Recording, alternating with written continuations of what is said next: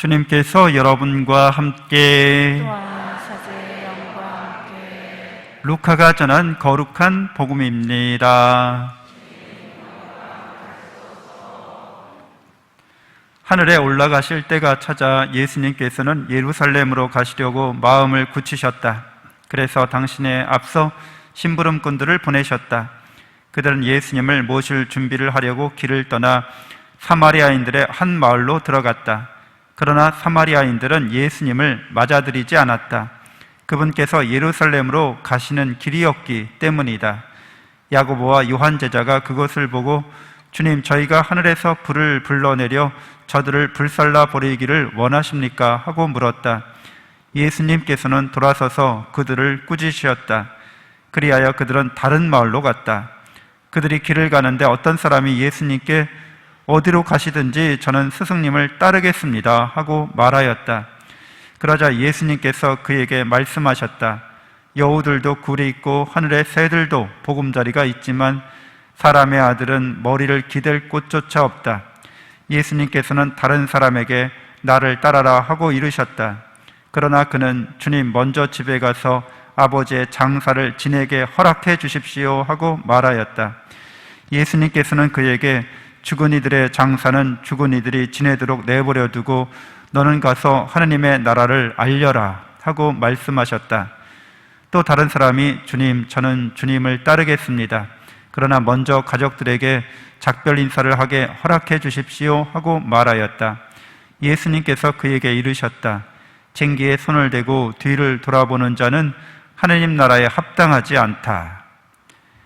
주님의 말씀입니다. 그리스도님 찬양합니다. 참 예수님, 하느님의 복동이 고맙습니다. 고맙습니다. 고맙습니다. 네, 오늘 교황주일로 우리가 미사를 봉헌합니다. 그래서 교황주일이기 때문에 약간 교리적인 성격이 있는 강론이 되겠어요. 베드로 사도는 초대 교황이죠. 어부였습니다. 그래서 저 그림에서 베드로 사도가 지금 갈릴리아 호숫가를 풍랑치는 그 호숫가를 걸어오시는 예수님께 나가는 장면인데 어떻게 돼요? 저 다음에 물에 빠집니다. 네, 그래서 사람 살려 이렇게 막 외칩니다. 예수님이 믿음이 약한 자야 왜 의심을 품었느냐? 베드로 사도의 믿음이 어때요? 우리랑 크게 다르지가 않아요. 그냥 평범한 사람입니다. 오른쪽 그림은 의기양양하게 주님을 믿는 교회를 박해하려고 다마스커스로 가는 사울의 모습인데 말에서 떨어진 모습이죠. 네, 오늘 두 사도를 통해서 가톨릭 교회가 어떻게 주님의 교회로서 역할을 하는지, 구원의 기관으로서 이 세상에서 어떠한 역할을 해서 하느님께서 우리를 구원하시는 데 있어서 도구가 되는지 함께 살펴보겠습니다. 초대교황이었던 우리 베드로 사도에게 예수님이 어마어마한 권력을 주시죠. 그게 무슨 권력이에요? 열쇠, 그렇죠? 하늘나라 열쇠. 시어머니가 이제 권력을 며느리한테 물려줄 때 뭐 줘요? 곳간 열쇠 줍니다. 네가 다 알아서 해라 이거죠. 그래서 베드로 이렇게 평범한 사람인데 하늘나라 열쇠를 주시는 거죠. 좀 걱정될 것 같거든요. 하느님께서 일하는 방식이 이러합니다. 그래서 이사야서 22장 22절에도 엘리야킴이라는 신하를 다윗 집안의 정권을 위임받은 그런 사람으로 이렇게 선택하시는 장면이 나오는데 거기에도 비슷한 맥락에서 이런 구절이 나와요. 나는 다윗 집안의 열쇠를 그의 어깨에 메어주리니 그가 열면 닫을 사람이 없고 그가 닫으면 열 사람이 없으리라. 베드로 사도가 한 나라, 한 국가의 열쇠가 아니라 하늘나라의 열쇠를 받았다는데 이 문제의 중요성이 있죠. 하느님께서는 공동체를 위해서 개인을 선택하십니다. 그 개인을 위해서가 선택하시는 게 아니에요. 전체 공동체를 위해서 개인을 선택하시는 거고, 또 개인을 선택하실 때 전권을 위임해 주십니다. 여러분들도 여러분 인생에 전권을 위임받은 거예요. 여러분의 마음을 정권을 맡은 사람으로서 여러분의 마음을 다스리고 있는 거죠. 우주를 다스리는 것보다 여러분의 마음을 다스리는 게 더 가치 있는 일이에요. 한 국가를 지도하는 것보다 여러분의 마음을 지도하는 게 훨씬 힘든 일입니다. 한 회사를 애플이나 어떤 거대한 그 다국적 기업의 운영자, 최고 결정권자라 할지라도 자기 마음을 못 다스리면 헛되고 헛된 겁니다. 여러분은 여러분 마음을 다스리는데 전권을 위임받았죠. 열쇠가 여러분 손안에 주어진 거죠. 그래서 베드로 사도가 교회에 대한, 하느님 나라에 대한 열쇠를 받았듯이 하느님의 일하는 방식이 이래요. 맡겨주시면 전부를 주시는 분이시거든요. 그런데 우리는 불완전하고 나약하죠. 그렇기 때문에 성령을 보내주십니다. 성령을 충만히 내려주셔서 하느님의 성령의 은총이 인간의 불완전함을 배제하는 게 아니라 그것을 기회로 인간이 더 성장하고 완전성에 이르도록 그렇게 섭리해 주시는 거죠. 이게 하나님의 놀라운 사랑 방식입니다. 여러분 다 그렇게 부르심 받은 거죠. 여러분은 정말 복받은 사람이죠. 누구랑 사랑의 관계를 맺었기 때문에, 하느님과 여러분이 사랑의 관계 속에 있기 때문에 여러분은 모든 걸 받은 사람이고, 여러분을 완전하게 이끌어 주시는 것도 그분의 사랑의 은총으로 말미암아 가능한 겁니다. 파트너십이 중요해요. 그렇죠? 여러분은 절대 세상에서는 동업하지 말라고 하잖아요. 친한 친구일지라도 깨질 위험이 큰 거죠. 근데 여러분의 인생에, 여러분의 구원의 길에 파트너가 되어주시는 분이 누구세요? 예수 그리스도이신 거죠. 여러분은 복받은 사람이라는 거예요. 그래서 저번 주에 말씀드린 대로 은총은 자연을 파괴하지 않고 완성한다라는 맥락에서 여러분이 이해할 수가 있습니다. 하나님의 은총은 언제나 우리를 배제하거나 파괴시키는 게 아니라 완성에 이르도록 도와주신다는 거예요. 하나님의 놀라운 사랑입니다. 여러분도 누군가를 사랑할 때 넌 가만히 있어, 내가 알아서 다 해줄게, 이런 방식은 그 사람을 성장시키지 않죠. 네가 다 알아서 해, 난 가만히 있을게, 이것도 마찬가지입니다. 잘못하거나 실수할 수 있잖아요. 성장해야 된 사람이기 때문에. 그래서 하나님의 은총이 우리의 성장을, 우리의 자유의지를 보존하시면서도 아주 알게 모르게 알쏭달쏭하게 그렇게 쥐도 새도 모르게, 이건 아닌가? 하여튼 우리를 하나님의 사랑은 이렇게 신비하다는 거예요. 그리고 여러분이 늘 은총에 머물러 있으면, 하나님의 사랑 안에 머물러 있으면 하나님께서 그렇게 우리가 스스로 큰 것처럼 그렇게 크게 해주신다는 거예요. 실상은 다 하나님이 하시는 일인데도 불구하고 그러면 우리가 배제되고 소외되잖아요. 하나님은 절대 우리가 그런 관계를 맺기를 원하지 않으시고 우리와 친구가 되기를 원하시기 때문에 우리를 늘 키워주시려고 하십니다. 다만 그분의 사랑과 은총에 우리가 머물 때 그런 일들이 일어나죠. 진리의 성령께서 정권을 위임받은 베드로 사도와 그 후계자들이 거짓의 악령에 넘어가지 않도록 지켜주십니다. 성령께서 모든 이들의 구원을 위해서 하나이고 거룩하고 보편되며 사도로부터 내려오는 이 참교회를 인간적 나약함과 불완전함에서 지켜주신다는 거예요. 그래서 성령께서 구체적으로 하늘나라의 열쇠를 위임받은 베드로 사도를 통해서 동료 사도들이 구원의 진리로 하나를, 일치를 이루게 그렇게 역사하십니다. 사도들이 각자 뿔뿔이 다른 생각으로, 예수님은 이런 말씀하셔서 다 흩어질 수 있잖아요. 그러면 뭐가 예수님의 진짜 말씀인지 아무도 모르게 되잖아요. 근데 베드로 사도를 중심으로 하나를 이루도록 성령께서 하나의 진리에 다 함께 일치하도록 역사하신다는 거죠.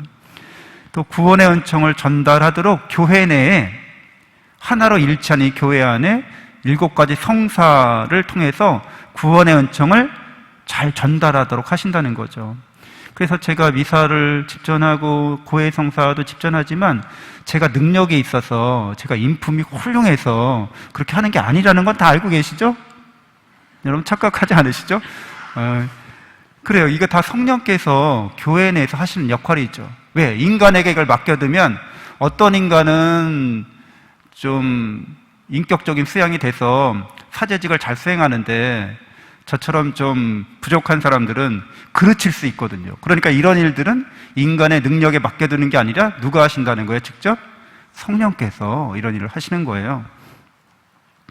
또 누구나 믿을 수 있는 보편타당한 사랑을 전하게 하십니다.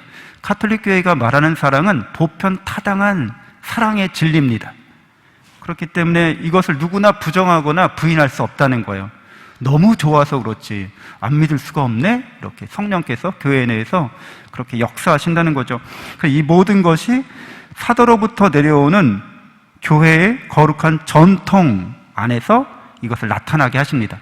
하나를 이루고 거룩하고 보편된 것은 사도들의 전통 안에서 이것이 계속 현재까지 이어져 내려온다는 거죠. 그러니까 이게 어떻게 보면 마지막으로 확증을 해주는 겁니다. 이게 어떻게 언제부터 내려온 거야? 사도로부터 내려온 전통이야. 하나고 거룩하고 보편된 전통이야. 우리가 다 수용할 수 있다는 거예요. 주교단과 일치하며 하늘나라의 정권을 위임받은 교황을 통해서 교회의 주님이신 성령께서 구원의 진리, 구원의 은총을 잘못 가르치거나 전달할 수 없다는 것은 당연한 귀결입니다. 누가 하는 일이기 때문에 성령께서 하시는 일이고 교회의 주인은 누구세요? 성령이시죠. 교회의 주인은 평신도입니다 라는 슬로건은 평신도들이 주인 정신을 갖고 주님의 교회를 잘 섬기라는 말이지 진짜 주인이라는 뜻은 아니에요. 교황님도 진짜 주인은 아니에요. 열쇠를 맡았지만 그 열쇠를 통해서 하느님의 은총이 이렇게 잘 교회를 통해서 전달되도록 가르쳐지도록 실제로 모든 일을 섭리하시는 분은 누구세요? 주님의 성령이십니다. 그래서 우리가 잘못 착각하면 교회는 민주주의로 운영되어야 한다거나 아니면 우리가 세금을 내는 것처럼 민주주의 국가에서 그리고 자유롭게 우리가 경제활동을 하는 것처럼 교회는 우리가 봉헌하는 헌금으로 유지되고 우리가 권한이 있고 의사결정에 신자들의 의견을 다 들어야 된다. 물론 전혀 틀린 말은 아닌데 본질적으로 우리는 세속적인 국가기관이 아니라는 거예요. 우리의 교회 공동체의 모습은 구원의 진리와 은총을 전달하기 위해서 성령께서 불러 모아주신 신적 기관이라는 거예요. 이게 세속적인 인간적인 기관이 아닙니다. 그러니까 우리가 세금 내듯이 헌금했으니까 우리 결정대로 해주세요. 이러면 이 단체, 이 공동체의 성격을 헷갈려 하시는 거예요. 여러분들도 그건 다 알고 계시죠? 네, 그래서 모르시는 것처럼 이렇게 침묵을 지키면 안 되시죠? 다 그런 거잖아요. 우리 세례 받았을 때 그런 믿음을 갖고 이 교회가 거룩한 교회라는 가톨릭 교회라는 그런 깨달음을 얻고 성령께서 이끄시는 대로 우리는 한 구성원이 교회의 백성이 된 거죠. 그래서 만일 개신교처럼 교회가 하나가 아니라면 뭐가 진리예요 도대체? 너희들끼리 정리 좀 해봐. 절대 정리 못합니다. 개신교회는 하나가 아니죠. 자체 모순이에요. 거기는 성사의 은총이 없습니다. 거기 성체성사 성찬례라고 나름대로 하는데 일종의 세레머니예요. 그들도 목사도 우리처럼 실체 변화, 하느님께서 빵의 못으로 변화된다고 아무도 믿지 않습니다. 그냥 예식일 뿐이에요. 예수님을 거짓말쟁이로 만드는 거잖아요. 예수님이 분명히 최후의 만찬 석상에서 이건 나의 살이다, 이건 나의 피다 말씀하셨는데도 에이, 그럴 리가 없죠. 일종의 상징이고 예식일 뿐이죠. 자기들 나름대로 그렇게 성사의 은총을 그들은 믿지 않는다는 거죠. 또 개별 교파적입니다. 계속해서 교파가 생겨요. 배타적이고 독선적입니다. 그래서 세상 사람들이 그들의 편협한 주장으로 말미암아 오히려 이런 말하면 좀 그렇지만 개독교라고도 얘기합니다. 실제로 그들이 보편 타당한 사랑의 진리를 말하고 있지 않다는 거죠. 자세히 설명은 안 드리겠지만 사도로부터 이어오는 전통이 희박합니다.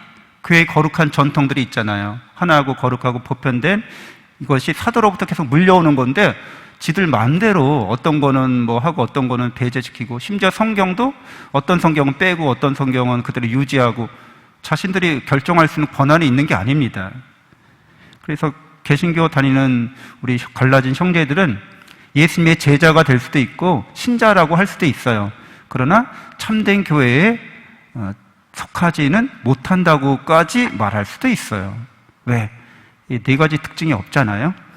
그래서 카톨릭 교회의 교계 질서와 은총 생활은 안티오키아 이냐시오 성인이 이분이 2세기 분이에요. 그러니까 100년대 사람인 거죠. 이분이 우리에게 이렇게 얘기해 줍니다. 같이 한번 읽어볼까요? 여러분은 모두 예수 그리스도께서 아버지를 따르듯이 주교를 따르고 사도들을 따르듯이 사제를 따르며 하느님의 계명을 섬기듯이 부제를 섬기십시오. 어느 누구도 주교를 제쳐두고 교회와 관계되는 일을 해서는 안 됩니다. 주교가 드리는 미사 또는 주교가 위임한 사람이 드리는 미사만이 유효합니다. 예수 그리스도께서 계신 곳에 카톨릭 교회가 있듯이 주교가 나타나는 곳에 카톨릭 교회 공동체가 있어야 합니다. 주교를 제쳐두고 세례를 주거나 성찬례를 행하지 마십시오. 주교가 인정하는 것은 하느님께서도 흡족해 하심으로 여러분이 하는 모든 일은 확실하고 적법하게 됩니다. 교회 내에서 구원의 은총을 받으려면 이런 교계 제도 안에서 질서 속에 있어야 된다는 거죠. 만약 이 질서가 깨지면 그냥 아무도 하나를 이룰 수 없고 아무도 거룩한 은총을 제대로 전달받았다고 확증할 수가 없고 또 보편타당한 진리에서 어긋나게 되는 거죠. 그래서 사도로부터 뭐가 이어져 내려오는 건지 아무도 알 수 없게 됩니다. 무정부 혼란 상태를 겪게 될 수밖에 없어요. 그래서 카톨릭 교회가 처음 시작됐을 때 이게 카톨릭 교회라는 말이요 1세기에 시작된 말입니다. 그러니까 굉장히 오래전부터 이 기록으로 나타날 정도면 기록되기 이전에 이미 쓰였던 말인 거죠. 하느님이 세우신 교회는 카톨릭 교회다라는 믿음이 초대에서부터 지금까지 내려온 겁니다. 바오로 사도는 우리 주보 성인인 바오로 사도께서는 카톨릭 교회를 박해했죠. 주님의 교회를 박해한 사람이었는데 이제 수호자로 전파자로 회심하게 됩니다. 다마스커스로 가는 그 길에서 이제 말에서 떨어지면서 이런 음성을 듣게 되는 거죠. 그래서 바오로 사도가 이제 묻게 됩니다. 주님은 누구십니까? 하고 묻자 그분께서 대답하셨는데 나는 네가 박해하는 예수다라고 말씀해 주세요. 교회를 박해했는데 예수님이 어떻게 응답하신다는 거예요? 너는 나를 박해하고 있다 이렇게 얘기하는 거죠. 그러니까 교회를 당신과 동일시하는 겁니다. 또 교회는 예수 그리스도의 몸이죠. 교회의 머리는 주님이신 예수님이고 그분의 성령이십니다. 교회는 예수님과 사랑으로 하나를 이루는 정배죠. 그렇기 때문에 우리는 하나님을 사랑하는 마음으로 교회를 믿고 섬기고 세상에서 하나님의 나라가 교회를 통해 세워지도록 교회에 헌신해야 합니다. 바오로 사도는 이방인의 사도로서 가장 열심히 선교했고 많은 교회를 세웠습니다. 어떤 사도들보다. 우리는 우리 본당 공동체가 바오로 사도를 주보 성인으로 모시고 있기 때문에 그분의 정신으로 우리 본당 공동체를 사랑해야겠습니다. 본당 단체, 봉사단체가 있잖아요. 거기에 가입하셔야죠. 사랑하는 마음으로 또 기쁘게 여러분들이 하느님께 구원 사업을 해서 봉헌하셔야겠죠. 무엇보다도 가장 위대한 가치 있는 일인 복음의 진리를 전하는 일에, 선교하는 일에 여러분이 기도하시고 또 모든 활동에 열심히 선교를 위한 기회가 좋든 나쁘든지 어떻게든 한 사람이라도 그 마음을 하나님의 사랑으로 충만케 하고 구원하는 일에 헌신하셔야겠습니다. 잠시 눈을 감고 묵상하겠습니다.